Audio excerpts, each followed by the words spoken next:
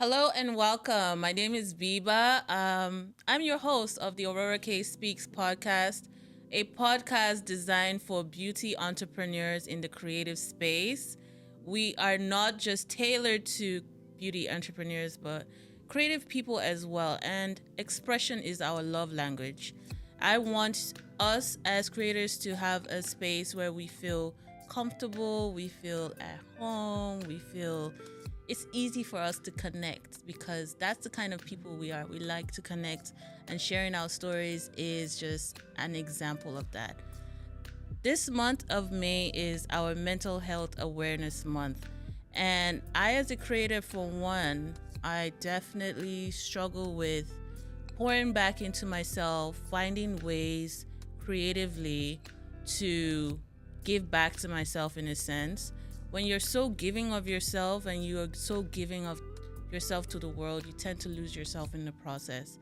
And one thing I would say, just me in general, one thing I would say is knowing whose you are, not just who you are.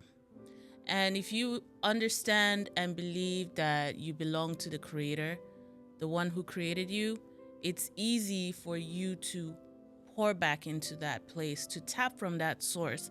Because, we didn't create ourselves. So it's expected for us to kind of go back to the person who created us to get the manual guide.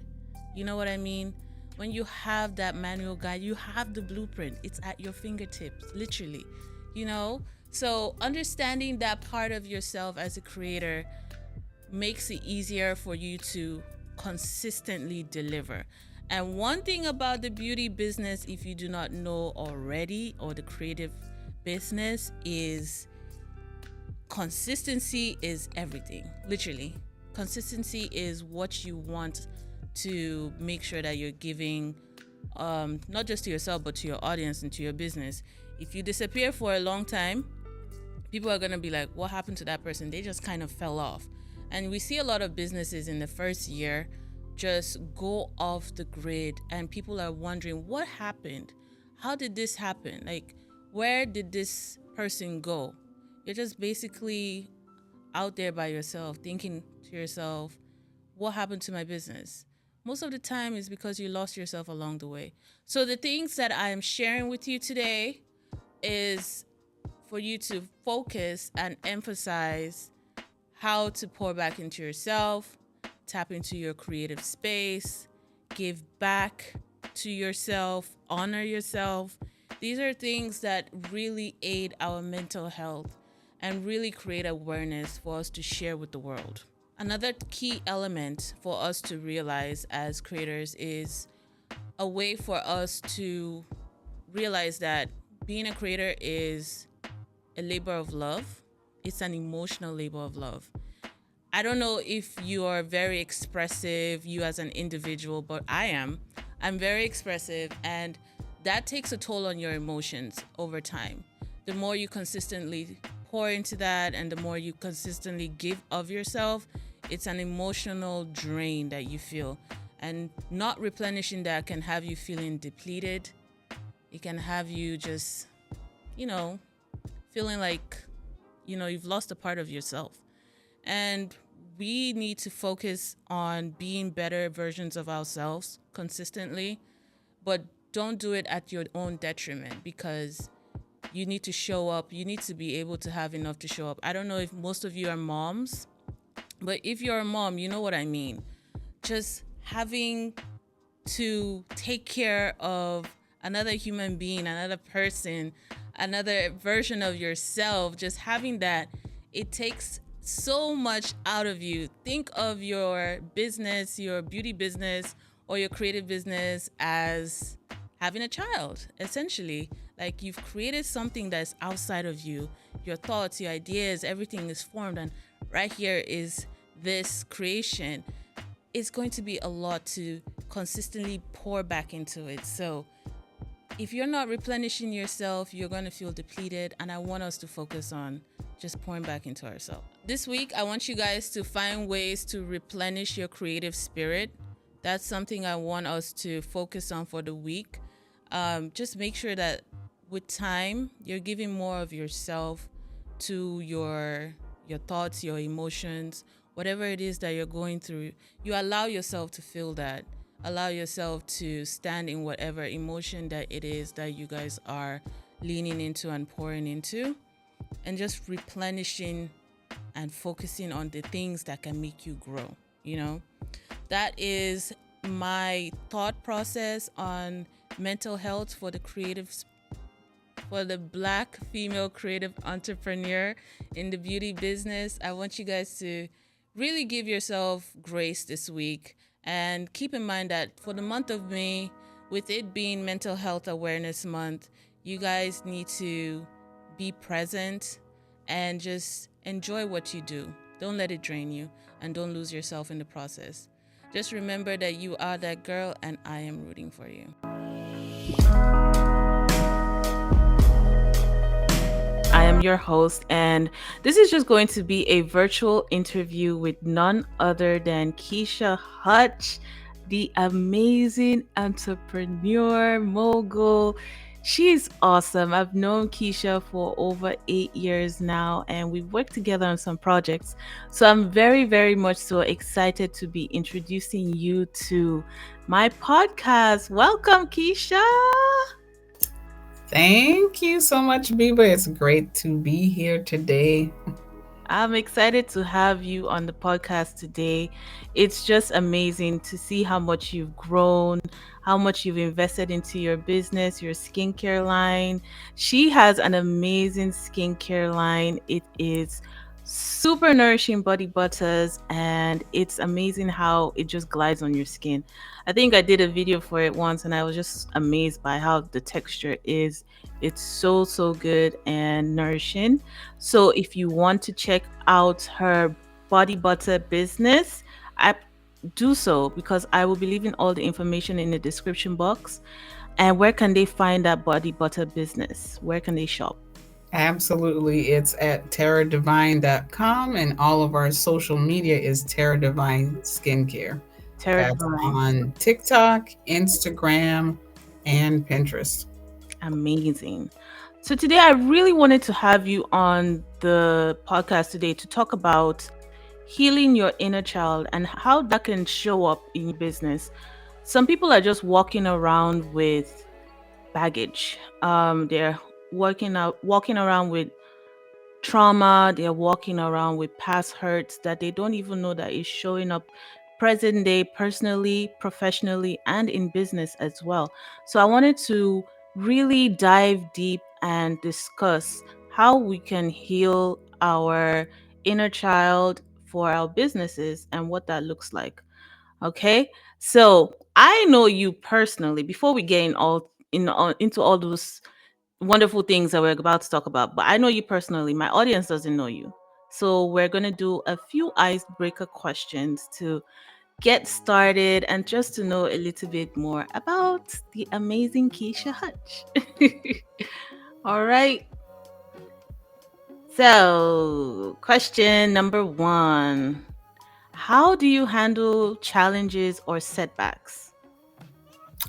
That is very interesting. For me, I am a systematic type of person, so I like to tackle challenges in a systematic type of way, doing it a small task at a time to be able to get to the larger goal, if you will, just because it's easier to do it like that. And oftentimes, I would just define a challenge as a challenge only because we don't know what to expect and we haven't done it before.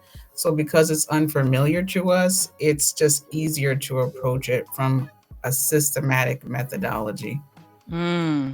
Okay, so you break it down, you itemize things, and you break it down segment by segment and then tackle it. Correct? Yes. Okay, I like that. Now, I know that was a serious question, so let's do a little bit more fun question. Where are you from? Give us a little bit about your background.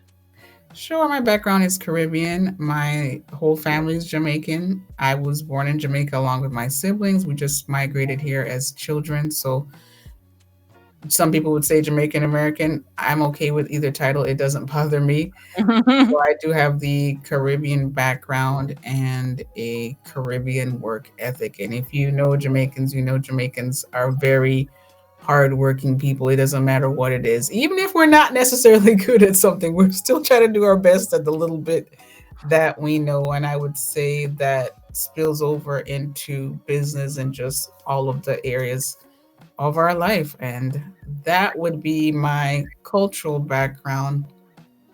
Other things about my background a lot of people don't know is my dad was a pastor, and we grew up very Caribbean as well as strict Christian. So there's Oh, that combination. seriousness of that background. The default is to be more on the serious side, but as I've grown into adulthood, it's just I don't want to be as intense as I used to be, and I've chosen to be more on a even keel type of scale. Mm. Yes, I see it in your background. I love your setup. Like I was saying earlier, it's very zen, very hum. So that definitely lends to who you are as a person for sure. And yes, Caribbeans, y'all got like 4 or 5 jobs, just like us Nigerians. So we relate on a lot of work ethic, life experiences. It's almost like we had the same life just in different areas of the world. So I love that about you as well. And one question I would have will be, can you talk about a book, movie, anything of the sort, a piece of art even that has had a profound impact on you? Hmm. I would say there are a few books that have had a profound impact on you, but not necessarily from a business perspective, more so on a personal level.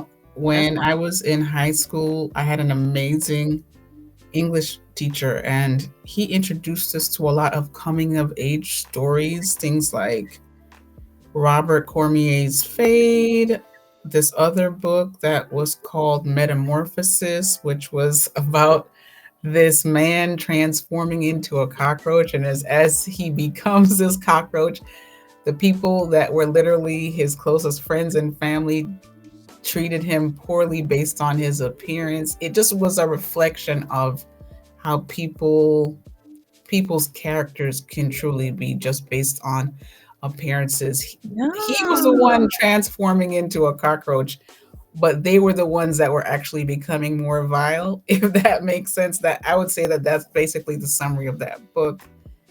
And just so many coming of age stories like Richard Wright's Black Boy, how much trouble he got into as a young black child in the South, and just all kinds of things of with time that is different from how things are now. Life is so easy now. There's social media, there's all these toys Mm. and all these things, but back in that time period of the author Richard Wright, they didn't have that. Kids had imagination, and their imagination got them into quite a bit of trouble. I love that. That's a good one. I never would have turning into a cockroach. Yes. I have to go and read that one. You're gonna have to text me that one later. That sounds very interesting. I think for me, it would be The Laws of Attraction by Green. I love that book and I love to apply it to life. It's so real world experience. It's easy to read and perform those actionable steps to take that advice in real time and apply it. I love that book so much. I probably should read it again just to refresh my mind because as we grow old, we tend to forget things. And yeah, I need to apply it to what my situation currently. But I love that book. I also love Things Fall Apart. That's a really, really good book. That was an easy read. Um, if you're Nigerian, you know the book, or even if you're not, that's one of the books, one of our literature books back in school. So that's something that I resonate with as well. And for me, I don't know, do I have a piece of art? Let me think. I used to be obsessed with Van Gogh paintings as a child for some reason. Just the squiggly lines, especially that scream portrait where he's just like, ah. I love it. I love Van Gogh and I love Monet and all those popular painters, if you will, of Mm-hmm. that time period. They're all amazing artists, and I love to go and see them at museums and exhibits as well. I agree. That's a good one too. So I have another question. How do you balance your professional life with personal interests and relationships? That is a tough question. I really don't have much of a personal life at the moment. Thank you for your honesty. I recently relocated to California here with my sister to do the Mhm. business, and I don't know a lot of people here. There's a wonderful family friend that we have from church, Sarah. There's this beautiful family from my niece's school. They call themselves the Bears. It's the cutest thing ever. We've traveled with them, and like a sprinkling of few other people that I've met. But outside of that, I really don't necessarily have any friends of my own here yet in this location. So that is quite challenging. So what I've been doing is just trying to call and keep tabs on my friends that I had from back in Georgia and just that I had in life, because I don't really want those friendships to die down. I don't want to lose those. I told my friends before I moved, I said, I'm too old to make new friends. Please, let's let's keep this thing going. Let's check on each other, because you never Mhm. know. And the truth of it is, I had some scenarios that happened when I was in Georgia. I didn't have family living there when I had to have a couple of surgeries, so my friends really had to step up and be there for me. And that in those scenarios, you really know who's there for you Mhm. and who's not. Who's just like, oh, okay, let me just come and hang with you, versus Mhm. who's really there to be, I would say, a genuine friend. So Mm. it was definitely some life learning lessons. Yeah, it's in times of hardships that you know who the people are around you, who you can really call on. I definitely can relate to that. And as far as keeping friendships, I would say you're very good at communicating. That I will give you 100%. Girl, you be like, "How you doing? What's going on?" I think you're a great communicator as well, and I appreciate it, because No we got to keep this thing problem. going. It We don't got matter what location to. you're in, we got to keep this thing going. I'm telling you. See, friends, good friends are hard to come by. So when you find them, hold on, sister. All right. And what's something you wish you had known 10 years ago? Something I wish I knew 10 years ago. This is 2015. I'm trying to think what I was doing in 2015. You know what? 2015 was actually a good year for me. I had just bought a condo. I had just gotten like this Prius, which was an upgrade from the hoopty I had. Yeah. So in 2015, I had the mindset. It's like my mindset had literally just shifted, that I wanted more. So I Mm, started working towards more. I guess only thing else I wish I knew then is just do as much as you can, because when you get older, like for example, not like I'm old or anything, it's just you're less motivated to go back to school to pursue other things. So the younger you are starting something, it really is better, especially if you're passionate about it. Because mm-hmm. I went to DeVry, and I was in DeVry at 2015. It did not work out with DeVry. The ride was not the program that got me into IT at all. It Mm, was this other program I did after DeVry, which was like a 3-month boot camp with the Nigerian man I refer to as my technical mentor right now, because he knows all the IT things, and Innocent pushed me in that direction. But DeVry didn't get me those jobs. mm-hmm. That program I did with Innocent afterwards got my foot in the door and provided a better lifestyle for me. So 10 years Amazing. ago, I would tell myself, go for more things. And I would say, stick to the certifications. Don't necessarily get another degree. A second degree wasn't beneficial for me. That's very honest. Well, for me, it kind of is in that lane. If I told what I would tell myself 10 years ago, was just focus on media. Don't care what anybody tells you they think you're supposed to be doing. Just do it for yourself and go into it full throttle and don't look back. Because I was like, what are they gonna say about me? They're gonna say I'm not serious. Why are you doing this YouTube thing? Why you, like opinions of other people that don't really care about you anyway, or they care and it's kind of like they're worried or they're fearful, so they're projecting onto you. So I would definitely say have that confidence to build upon what it is you're passionate about. So it kind of goes in tandem with what you're saying. Absolutely. So, I agree. I just want to add on to that real quick. I feel like it's the latter. I think a lot of people are projecting their own fear onto you, and you can take it or leave it. You don't have to take the advice just because it's a loved one or a good friend, mm-hmm, and they don't necessarily know the way to guide you. I think back to when I was in college, my parents necessarily couldn't guide me. They just told me with my particular interests, because their interests were different. They just told me, "Oh, we don't want you to major in photography." They didn't really give me a why not to mm-hmm, do it and all those type of things. It's just after you graduate, you're like, "Oh, if I don't really pitch myself or I'm not really aggressive, you'll literally become that cliche of a starving artist." And who wants to be a starving artist? No one has time for that. We have bills to pay.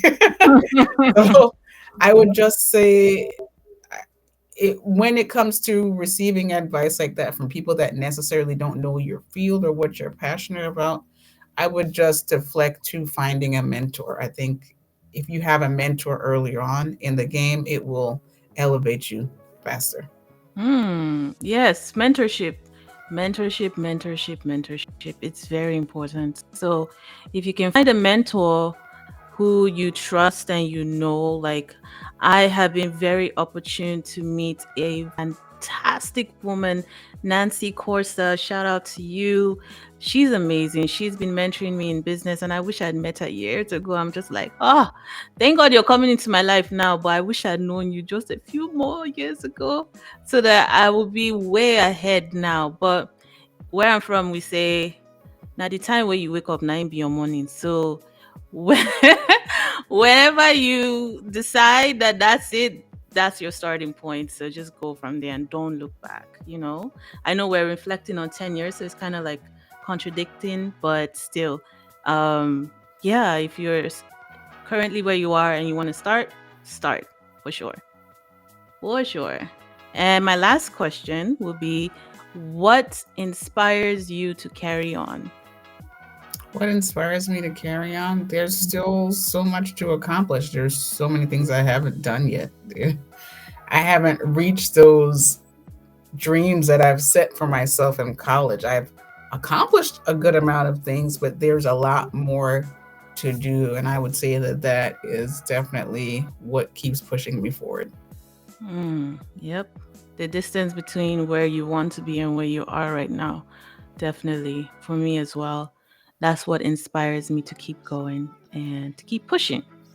And there's life in my body, so why will I give up now? Why? Why will I do that? No. Okay.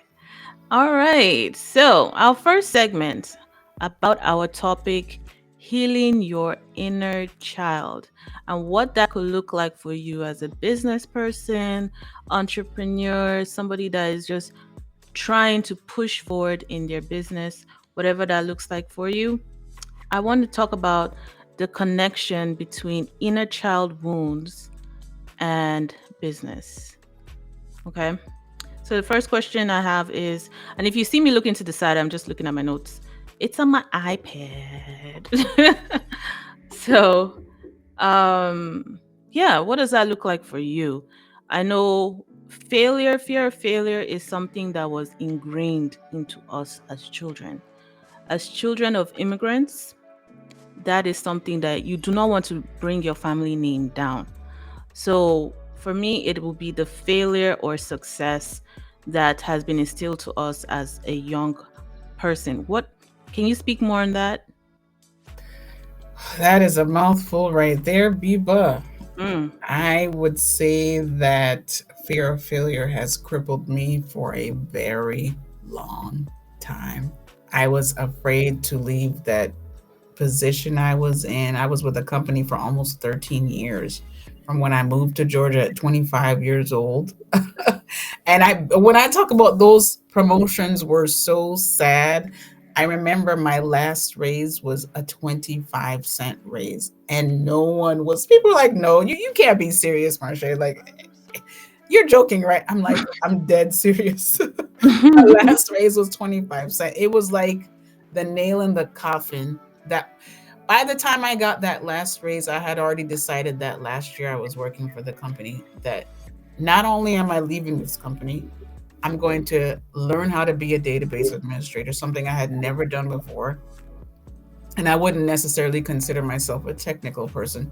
I was like, and I'm going to land a job. I don't know how I'm going to do it, but Mm. I'm going to do it. And at the beginning of that boot camp I took with Innocent, the man was talking code to us. And he just explained it's just like, oh, it's just like writing sentences. So we start thinking about things in sentences. Then he starts calling us up to the board. I was like, you want me to go up to the board? Because all my brain could think about was in college how I failed this programming class, and I had to drop it because I didn't want it to bring my GPA down because they were writing blurbs of code and I had no idea what was happening, what was going on. I just knew I had an interest in it, but I'm like, how can I get there to the end result? So Mhm. when your mind can't see the ending or have the potential or the bit of faith that you'll get there, it's crippling. It's crippling to not believe in yourself. And part of our crippling was I had a mom that's a perfectionist. My mother was a perfectionist about a lot of the Mhm. things. And as you get older, you realize things don't have to be Mhm. perfect to get them done. We launched our business. I did not want to launch our business in February because I didn't feel like we were prepared enough. We had the formula for the product, we had the things, but it was some of the things I would have liked to get flushed out and just like delay the Mhm. launch for 1 or month. And at the same time, it was like, it doesn't have to be perfect. Just launch and see what happens. Put it out there and then start collecting feedback. Now, it is better if you research ahead of time. I'm not telling you not to do that. Still do your research ahead of time if you can promote your business ahead of time before you launch to get that audience captivation, audience interest in those things. But fear of failure is crippling, and don't let it deter you from life because time goes so quickly. I tell everybody I was in high school yesterday. I remember high school like it was this, and now I got a nephew that's in college. Whoa. It's crazy. Like time has I remember them as little babies, as little Mhm. children. It's like time goes so quickly and you have to hold yourself accountable for what you're doing with your time. And that's not just a me philosophy, it's actually a biblical philosophy. We're going to be held accountable for what we're doing with our time. And when you think about it in that perspective, you don't have the time to be fearful. Like the biblical parable about the different servants that the master had left at the house. One invested the money, so he got like a double the return. The other one got like triple or 10 times the return. And one guy, he just buried it because he was afraid to squander. And the master was so disappointed Mhm. with him. He fired him basically, is what the equivalent of that story is Mhm. today. Because he didn't grow the money, he didn't invest the money, he didn't do much. And the thing of the big lesson is if you don't take the time to invest in little you have, you can't get to more. You have to invest in what little you have. Whatever little talent you have, if you're like, oh, I just do these little small cartoon drawings, you never know what the talent you have will get you if you don't apply yourself and keep practicing and keep seeing what the trends are out there. Not that you have to make yourself like a trend, but see how you can put your own unique spin on what customers are gravitating Mhm. towards. Absolutely. Um, do you ever get that voice of your parents in your head as you do things throughout the course of your life? Absolutely. Yeah. They say that that's why they always warn parents to be cautious about how they talk to their children because that stays in your head as they go through life. So if you're overly critical, then you have an overly an overly critical child, and they are criticizing themselves the most. And whenever they're doing something, they hear that voice, they play it back. That's kind of how they talk to themselves. So you have to be careful. And I had perfectionist parents, not just mother. I had a daddy too. And they wanted things done a certain way. You had to do it like this. If not, you didn't do it all the way. And I was never that child who was just perfect. I've never been that person. I mean, now I've learned how to manage myself better, and I've learned how to be giving of myself in spite of my shortcomings, you know? But just having that play in my head, like, okay, what would they think, kind of? And you don't want to disappoint your parents. So I can understand why the fear of failure and, in a sense, success might hinder you from just going forward and doing things. But one thing I will always say is do it anyway. Nike said just do it, right? So there's been a whole shift. There's been an unlearning that has taken place. There's been a mindset change that is just making me more confident in the choices I'm making, especially in regards to my passion. My other areas in my life can be non perfect and burning down, in a sense. But when it comes to this in particular, I know that I'm good. You know what I mean? So that's something that I want us to also keep in mind. I also want us to be aware of how it can show up. It can show up in different ways for people. Like for you, it could be failure, success. Another one could be self sabotage. Ooh, let's talk about self sabotage. You just throw a wrench in your own machine. Has that ever come up for you? Oh, yes. Self sabotage has definitely shown up, especially in my personal relationships. I would say for myself that it's like you're throwing in the towel before you even try. Mhm, You've talked yourself out of mhm. trying, which Which is is crazy. crazy to think about it in that way, that the mental loop in your head is so negative that you talked yourself out of trying something. You don't know that it won't work until you try and you see, oh, this doesn't work. But you have to try.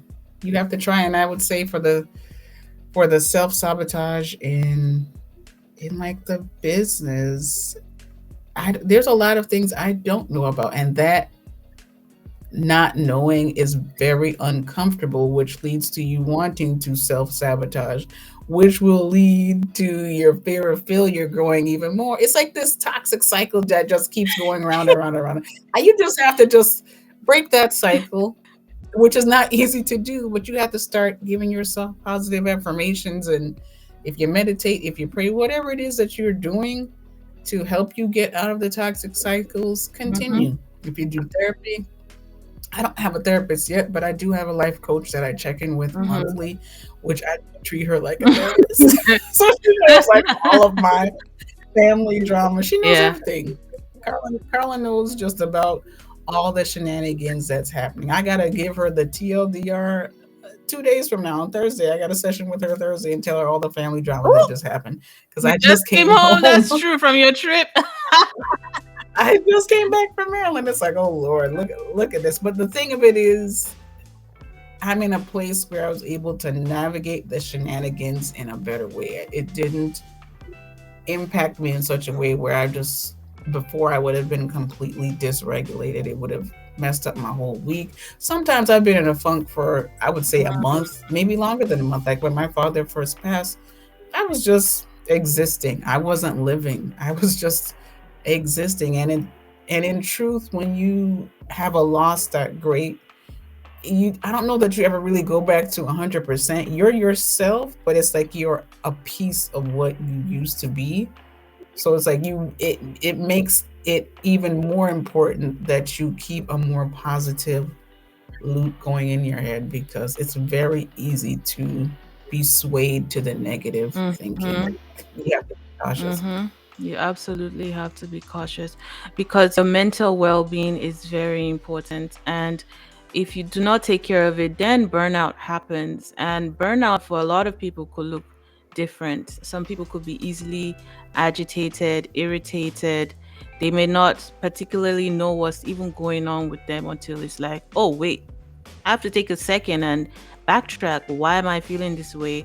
What is the reason as to me feeling stressed out beyond belief? That also is an inner child wound. Burnout. A lot of people experience it because you've been told you have to work hard, you have to work hard, you have to work hard, but they haven't taught you how to rest. They haven't taught Yes. you how to rest. They haven't taught you about taking time off for yourself, about vacations and how that's important. You know, you can't just go, go, go, go, go. You're a human being, you're not a machine. Even machines have to be oiled, you know? Can you speak on that? Like experience burnout? Absolutely. Did you hear about that robot that was basically did the equivalent of suicide once it realized that that was all it was created to do was that one job? It just opted out from doing the one Really? job. And this is what can happen to humans, not Wow. going to the extreme of killing yourself. It's just when you're go, go, go, go, go, like it's It's too too much. much. You have to stop and take a pause. Like there's always going to be a million things to do, but you can just do a little bit at a time and it's okay. Like I got this little bit accomplished Mm-hmm. today and I'm going to be happy with that. And the thing of it is, if you pick, like, for example, in a romantic relationship, if you pick a partner that's not the best for you, they'll be over there in your ear telling you, oh, you're being lazy. Mm. Why aren't you doing these things? And you have to be strong enough to stand up for yourself and get the life that you want, whatever that looks like. Now, if you're the type of person that loves to be up at 6 a.m. and you just organize and everything, and that's your speed, and you find the romantic partner that is in line with that, that is great. And I'm not knocking that. But for me personally, as someone that has always had to be on the go, I feel like I'm in the phase of life where it's time for me to take a step back. I'm still accomplishing things. I'm just not putting as much pressure on myself as I used to, because where did doing all of that lead me? I had fibroids. I had to have fibroid Mm-hmm. surgery.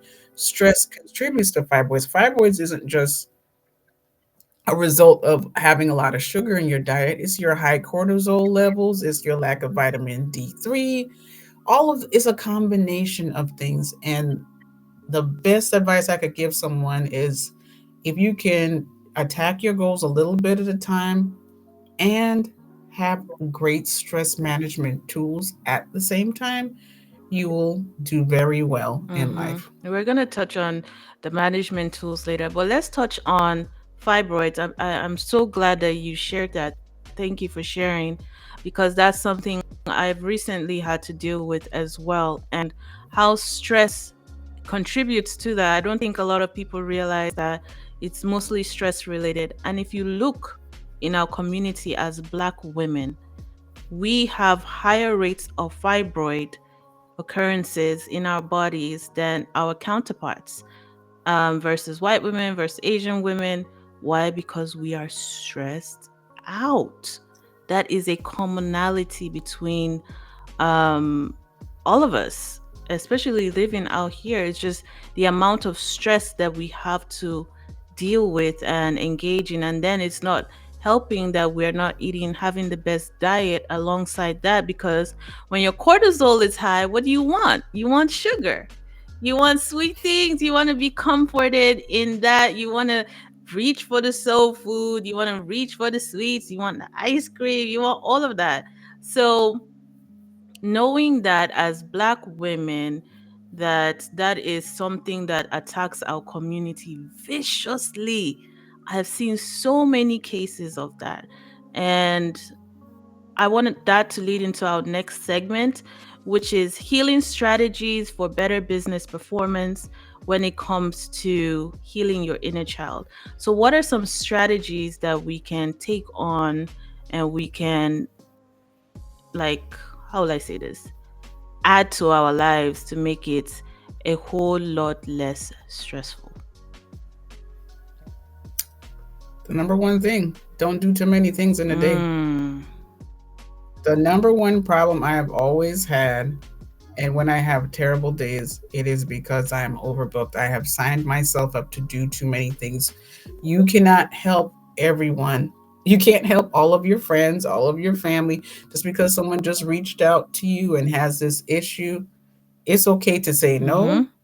If you don't feel comfortable saying no, it's okay to pause and say, let me get back to you on that. Let me think about it. I'll get back to you in a few Mm-hmm. days.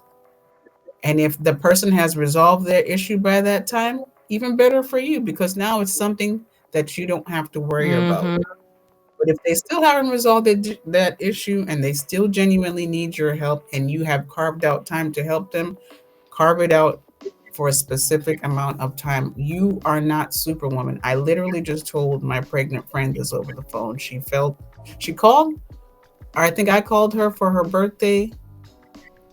She was feeling some type of way about missing some event for her daughter. I don't remember if it was her oldest daughter's graduation. I was like, you have to give yourself grace. Mm-hmm. You're a mom, you work full time, you got children to take care of, and you going out to work in a different state just to do this is providing. You're putting food on the table. It is a lot of responsibility on you, and you need to give yourself grace. I don't know why for Black women there is this built-in desire for us to be super women. You don't have to be super. I'm just going to say it. We don't have to be super. I've seen my sister when she had my niece. She was doing everything by hand. She was baking all the vegetables, mashing it down into squash so that my niece could have all these fresh, healthy, organic foods, which I'm 1,000% supportive. I would do that too. But you have to factor in there that you are also doing this, working a full time job, being the main breadwinner for your household. It is a lot to do on so many levels, and you have to give yourself grace. If you can't cook, get a service that will help you make the things faster. No one's asking you to be your grandmother and bake from scratch. Because let's I'm talk just going to about say it. What is that it even? is great. It's nice. Like, you bought some flour, you bought all the ingredients, and you sat up there and you whipped that thing up and you put it in the oven, and something fantastic came out. If you are a working person, it is not feasible for you to be doing that on a regular basis. Now, if you're a stay at home mom, God bless you. You have the Mhm, time. You can do it. But when you add in the element of being a mother plus also having a 9 to 5 job Monday through Friday, you're going to be mhm, tired. You have to give yourself some grace. You have to outsource some things. If it means that doing the dishes is too overwhelming, get some compostable plates, some compostable silverware. Your family's not going to die if you can easily compost those things versus having to wash them. That you just eliminated one chore. If you can teach your kids how to do their own laundry, you just eliminated another chore for yourself. If you get a house cleaner that can come in twice a month, you've just helped your house maintain a level of cleanliness that your husband will be happy with, your kids, and you will be happy with without you breaking your neck. And you have to think about outsourcing things as much as possible, as much as you can do. mhm, And if you're not able to outsource for financial reasons, then maybe it's okay to think about paring back on things. I found out that when I started embracing a journey to minimalism, life became easier. I don't have too many choices that make my head feel cluttered and that makes me feel overwhelmed. And I got that concept from a fantastic book called Bright Line Eating. She breaks down the science behind some of the reasons why people are overweight, like myself. It's you're so overwhelmed by having to make so many decisions. You've already read emails and Instagram and TikTok and all these things. By the time it comes to making a decision about healthy food, you've already made too many choices. So you're just reaching for whatever you can reach for, which I 1,000% could relate to. And when you think about it from that concept, you're already so overwhelmed from having to do things. It's easier if you just have systems in place for yourself and you're like, okay, maybe 2 nights a week I can commit to a homemade meal where I make things from scratch for my family. And that's okay. Like those are the nights for you guys that you're doing that, you're committed to it. Your family has expectations. mm. I love that my sister says, which is, let's you pick a family menu together. You guys choose the meals you want to eat for the different days of the week. So everything is in agreement and alignment, and it just cuts down this expectation of you having to be a superwoman. That superwoman thing, we need to let it go. It's time we let it go, and we're not winning any trophies for being the strongest, the most agile, the most care like we're not winning anything but stress, right? If you can do it, like you said, if you're a stay-at-home mom, kudos to you. That's great. Shout out to everybody. I had fun. But if it's not, then let it go. Let it go because it's killing us. It's killing us. Just look up the statistics for fibroids in the Black community for women, and you will see how it's killing us. It's actually really scary because stress is just a big component of it, and it's not talked about enough. I would say too, to add to that, some strategies that we can add on to just making sure that you are taking care of your inner child and you're nurturing yourself will be to journal. Journaling is something that really helps me declutter my mind, because one thing I noticed about myself, if my mind is full and there's a lot going on, it starts to show up in my environment. I'm less likely to be super clean. I'm less likely to be super organized. I'm less likely to do the things that I normally do. And putting things on paper would forever be top notch for me. One thing I started doing was gratitude journaling. That has helped a lot. I haven't done it in a while. I've been mostly listening to sermons and taking notes and adding my notes in. I think that that is something that has also helped me along the way with that. But as time goes on, it just makes it a lot easier for me to check in with myself and check in with what's going on with me mentally and eliminate stress. Stress is awful. It's awful. Yeah. So, do you have any other points to note when it comes to some healing tools, some techniques that you like to add? Treat yourself. Hmm? I said my other tip is to treat Okay. yourself. So, when you say treat yourself, Don't what do you go mean? don't go crazy, like do anything that's going to get you into debt, but treat Mm, yourself. Take yourself to the salon, get your hair done, get your nails done.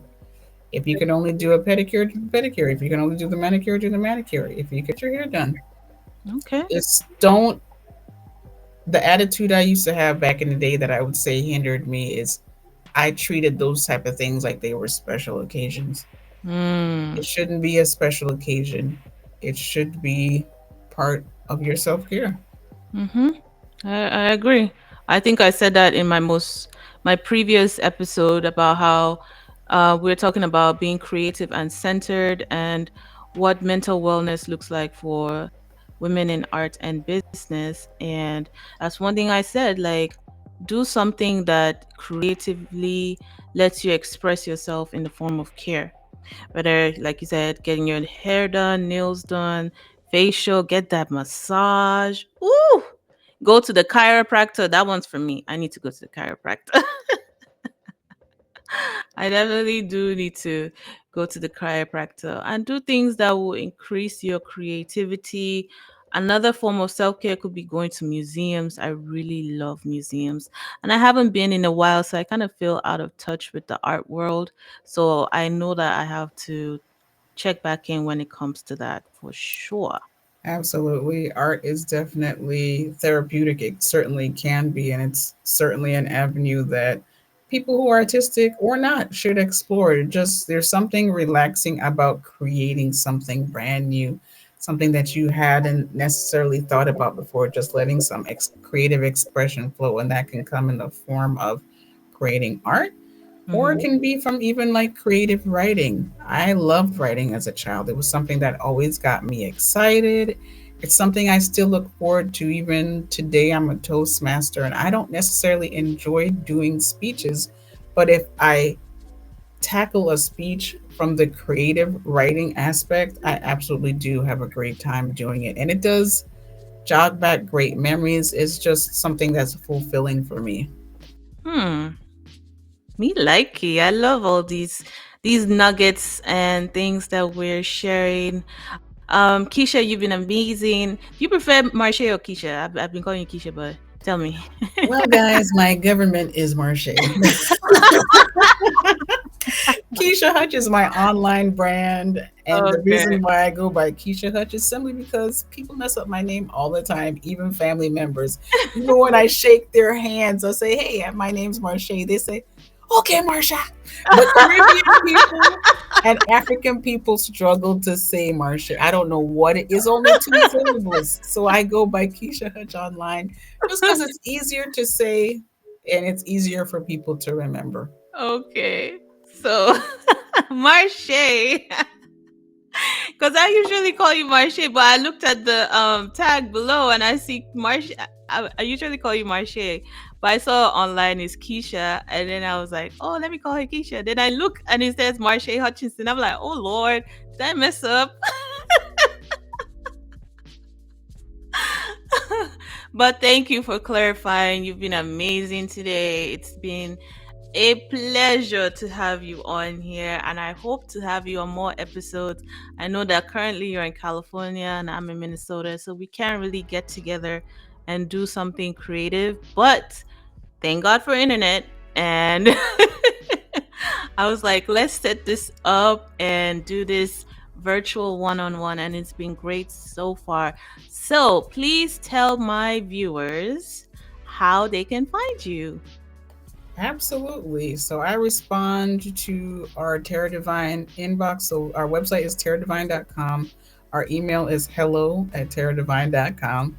I'm also Keisha Hutch on Instagram, TikTok, Pinterest as well. That's my own personal pages. And I can be reached there on KeishaHutch@gmail.com. Now, I do get a lot of scam emails.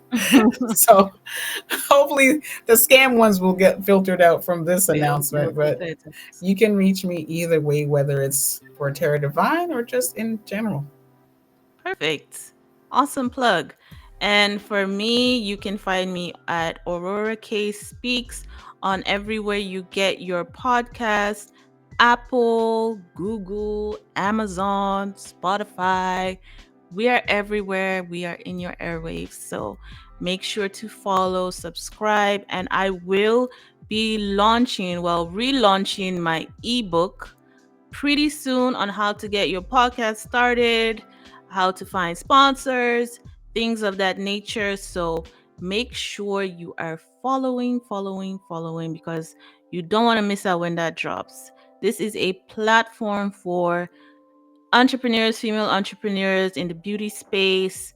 And it is always a pleasure talking with like minded creatives. I look forward to seeing you guys more throughout the episodes and connecting with you. So definitely reach out, and I will see you guys on the next episode. Thank you. Bye. Bye.